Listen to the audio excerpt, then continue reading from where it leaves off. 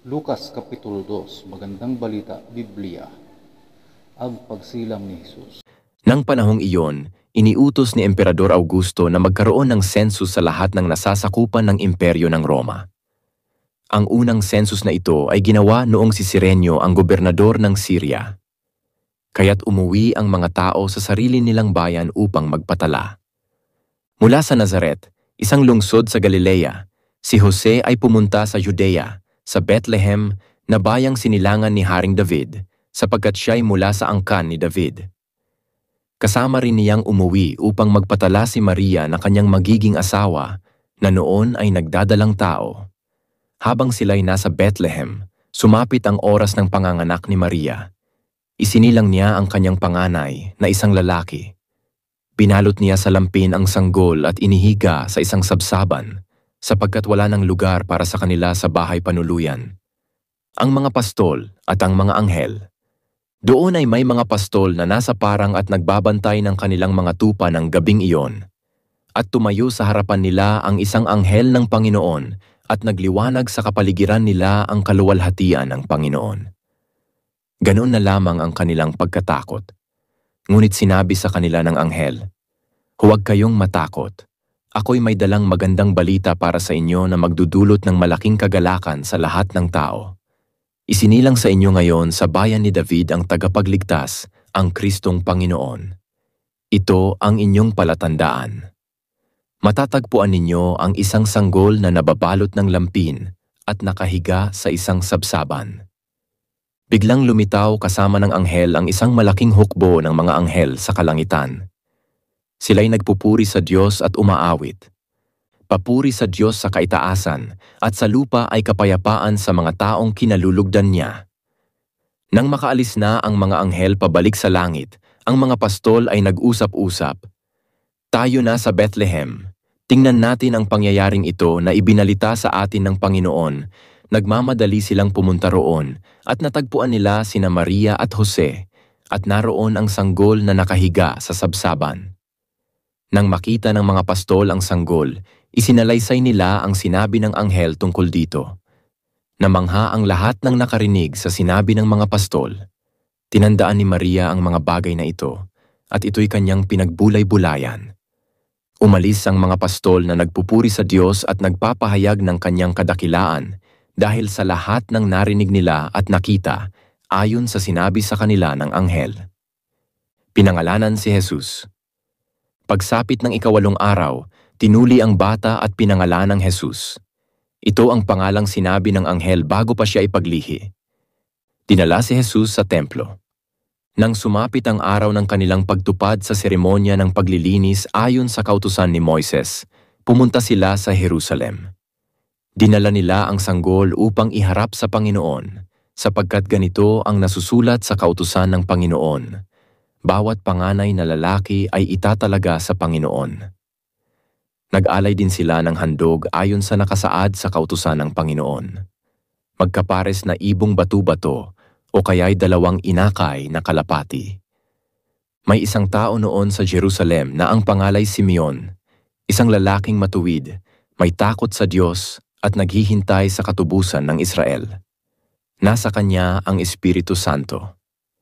Ipinahayag ng Espiritu Santo sa kanya na hindi siya mamamatay hanggat hindi niya nakikita ang Kristo na ipinangako ng Panginoon. Sa patnubay ng Espiritu, si Simeon ay pumasok sa templo. At nang dalhin doon nina Jose at Maria ang sanggol na si Jesus upang tuparin ang ayon sa itinatakda ng kautusan, kinarga ni Simeon ang sanggol. Pagkatapos, nagpuri siya sa Diyos. "Ngayon, Panginoon, maaari na pong yumaong mapayapa ang inyong abang alipin ayon sa inyong pangako. Yamang nakita na po ng aking mga mata ang inyong pagliligtas na inyong inihanda sa harapan ng lahat ng bansa. Ito po ay liwanag na tatanglaw sa mga hentil at magbibigay dangal sa inyong bansang Israel." Namangha ang mga magulang ng sanggol dahil sa sinabi ni Simeon tungkol sa bata. Pinaspasan sila ni Simeon at sinabi kay Maria, "Tandaan mo, ang batang ito'y nakatalaga sa ikapapahamak o ikaliligtas ng marami sa Israel. Siya ang magiging tanda mula sa Diyos ngunit tutuligsain siya ng marami, kaya't mahahayag ang kanilang iniisip. Dahil dito, magdaranas ka ng matinding kapighatiang parang isang patalim na itinarak sa iyong puso. Naroon din sa templo ang isang propetang babae na ang pangalan ay Ana, anak ni Phanuel, at mula sa lipi ni Asher. Siya'y napakatanda na. 7 taon lamang silang nagsama ng kanyang asawa at ngayoy 84 na taon na siyang biyuda. Lagi siya sa templo at araw-gabi sumasamba sa Diyos sa pamamagitan ng pag-aayuno at pananalangin. Nang oras na iyon, lumapit siya kina Jose at Maria at nagpasalamat sa Diyos. Nagsalita rin siya tungkol sa sanggol sa lahat ng naghihintay sa pagpapalaya ng Diyos sa Jerusalem. Ang pagbalik sa Nazaret. Nang maisagawa na nila ang lahat ng ayon sa itinatakda ng kautusan ng Panginoon, umuwi na sila sa bayan ng Nazaret sa Galilea. Ang batay lumaking malusog, puspos ng karunungan at kalugod-lugod sa Diyos. Ang batang si Jesus sa loob ng templo. Taon-taon, tuwing pista ng Paskwa, ang mga magulang ni Jesus ay pumupunta sa Jerusalem. Nang siya'y 12 taon na, dumalo sila sa pista ayon sa kanilang kaugalian. Sila'y umuwi na pagkatapos ng pista. Ang batang si Jesus ay nagpaiwan sa Jerusalem, ngunit hindi ito napansin ng kanyang mga magulang. Sa pag-aakalang siya ay kasama ng pangkat, nagpatuloy sila sa maghapong paglalakbay.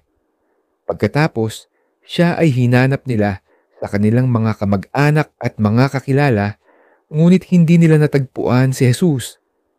Kaya't bumalik sila sa Jerusalem upang doon maghanap. Pagkalipas ng 3 araw, si Jesus ay natagpuan nila sa loob ng templo. Siya ay nakaupong kasama ng mga guro. Nakikinig siya at nagtatanong sa kanila, at ang lahat ng nakakarinig sa kanya ay hangang-hanga sa kanyang pangunawa at mga sagot. Namanghari ng kanyang mga magulang nang siya'y makita. Sinabi ng kanyang ina, "Anak, bakit mo naman ginawa ito sa amin? Lubha ang aming pag-aalala ng iyong ama sa paghahanap sa iyo." Sumagot si Jesus, "Bakit po ninyo ako hinahanap? Hindi po ba ninyo alam na ako'y dapat mamalagi sa bahay ng aking ama?" Ngunit hindi nila naunawaan ang sinabi niyang ito. Siya'y sumama sa kanila pauwi sa Nazaret at siya'y naging masunurin sa kanila. Ang lahat ng bagay na ito ay iningatan ng kanyang ina sa kanyang puso.